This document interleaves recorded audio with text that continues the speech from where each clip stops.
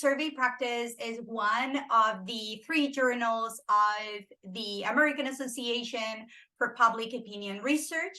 And the goal of Survey Practice is to provide up-to-date information on survey research applications that are useful to both new and experienced survey researchers.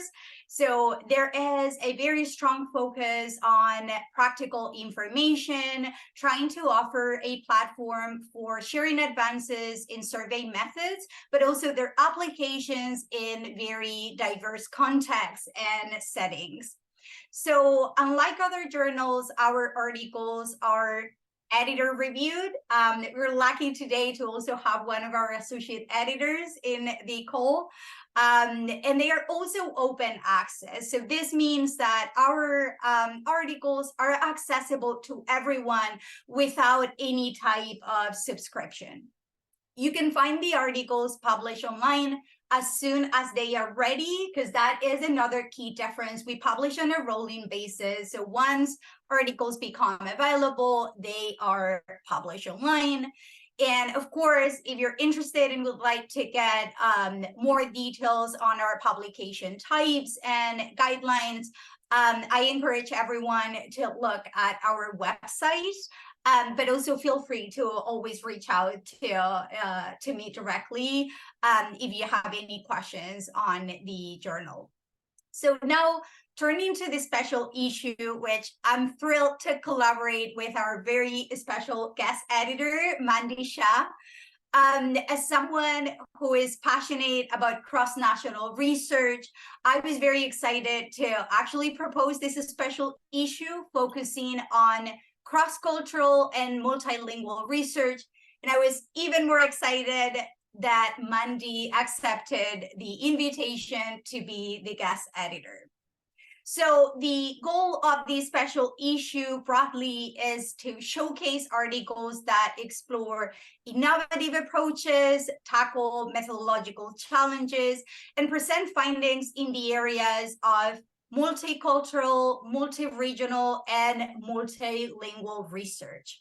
Generally, we're looking for contributions in the form of articles and brief notes. And so if your work involves comparative research, instrument adaptation, but also any other aspect of what we call 3MC research, please consider submitting it to Survey Practice. So now I'm going to hand over to Mandy, who will be covering a little bit more details on the schedule for the special issue and the type of articles that we're looking for, and provide some details. For this special issue, we accept 2 article types. Full articles are like traditional journal article that's based on a theory, but perhaps the results are suggestive but not quite ready for peer review. The article should be about 2,500 words and focus on practical and current information. That word count exclude tables, references, and appendices. In brief notes are informal and short, about 1,000 words. For example, maybe you describe a data collection obstacle and how you implemented a solution to overcome it. You can find complete descriptions on the special issue info page. For inspirations, look at some recent articles published in the Survey Practice, and also the articles from the 2017 special issue on cross-cultural and multilingual research. So much has developed since 2017. Machine learning, various ways to automate things, panel studies, and problems and solutions developed during the pandemic.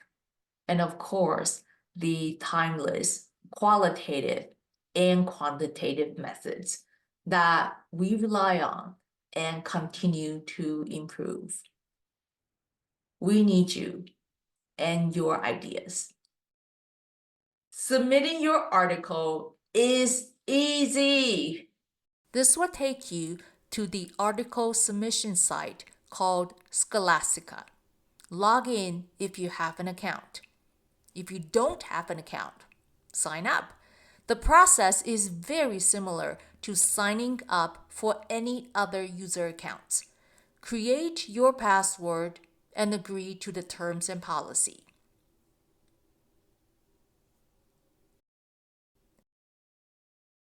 In the Scholastica submission form, where it says title, type 2025 special issue Mandy Shaw, followed by the actual title of your manuscript. And in your main article.docx file, please indicate this information as well. This way, the journal can identify your manuscript's special issue status. After you submit the manuscript, you'll have the ability to start a discussion thread with the editors. We expect to publish the special issue in the spring of 2025. Here are some milestone dates for the authors. By June 25th, we ask that you email an abstract to me, Mandy Shaw. On September 25th, that's 3 months from sending me your abstract, your manuscript is due via Scholastica. By the end of the year, the revise and resubmit processes should be complete. In other words, you are done with the paper before Christmas. To facilitate this timely publication, we will get back to you promptly. For example, I expect to provide feedback on your abstract by July 8th. And after you submit your manuscript via Scholastica, we will inform you of the results toward the end of October, and you have until the end of November to respond.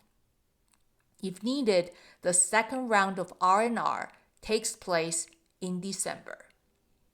After the new year, we expect to render a final decision and immediately start copy editing and proof creation. That process can take up to 30 days.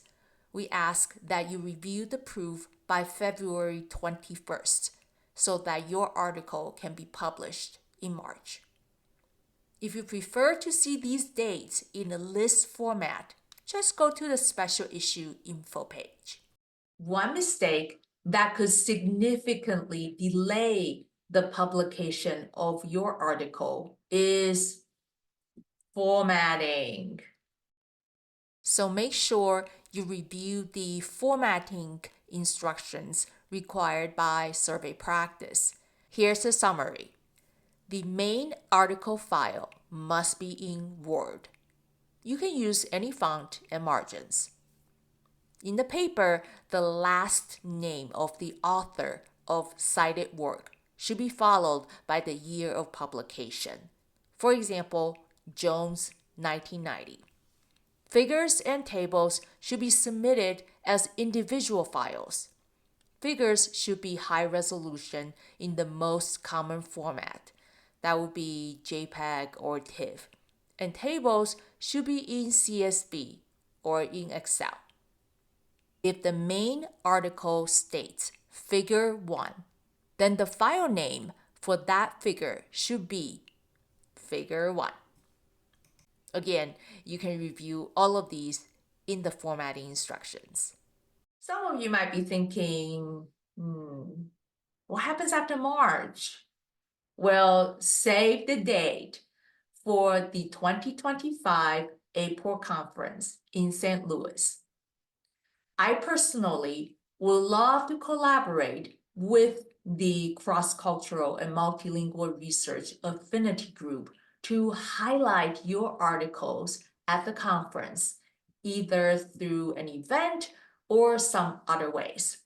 I just feel that the possibilities are endless. we must get the word out.